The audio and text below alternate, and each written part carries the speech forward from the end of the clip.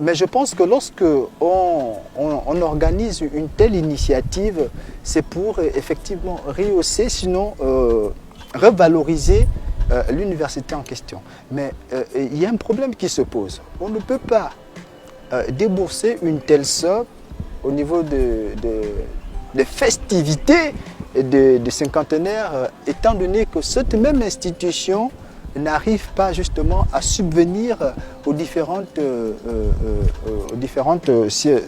difficultés. Ces 500 millions-là pourront servir justement à la réhabilitation justement des pavillons.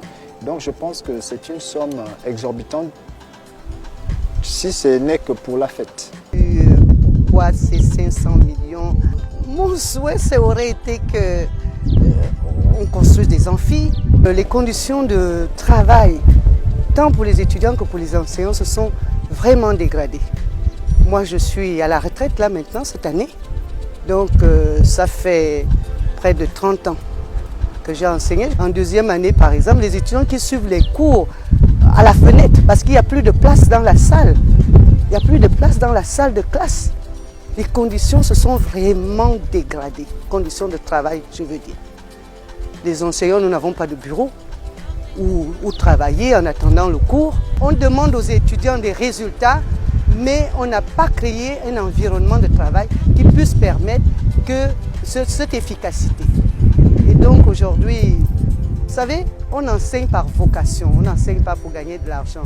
Mais quand on sait qu'on n'a pas donné ce qu'il faut pour exiger de l'étudiant le résultat que l'on demande, on est un peu frustré. Moi, c'est vraiment mon cas. Selon moi, je pense que je ne peux pas juger, en tant qu'étudiant, je ne peux pas juger de la capacité managériale du recteur. Mais ce que je peux juste dire, empiriquement, ce que nous remarquons, ce que je remarque, c'est que cette université a besoin d'être réfectionnée. Parce qu'il est dans un état piteux, délabré, et puis ça ne reflète pas vraiment l'image du pays.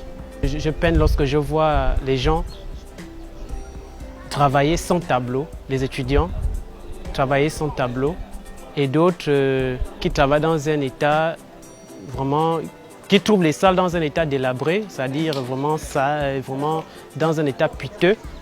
On a besoin, cette université, l'Université Omar Bongo, en tant que première université gabonaise, a besoin de réfection. Nous avons le problème de restaurant. Pratiquement, on ne mange plus au restaurant parce qu'il est fermé. Cette somme pourra également servir à la réfection qui a déjà d'ailleurs commencé, mais qui s'est arrêtée au bout d'un moment, des amphis de l'université Omar Bongo, notamment dans l'ajout des tables bancs. Cela me fera pour les plaisirs individuellement et aussi à l'ensemble des étudiants de l'université Omar Bongo. C'est pas facile